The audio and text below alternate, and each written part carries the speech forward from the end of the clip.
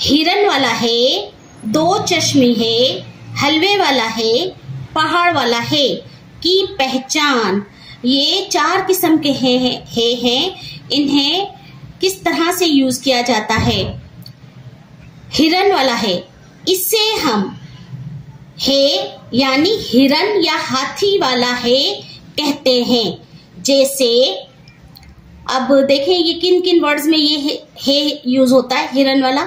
हिरन, हाथी, हार, हाथ, हाकी, हथौड़ा, हड्डी, हारन, हवा, हुए, हिदायत, हाँ, होते, हमारी, हम, ही, हजार, हमारा।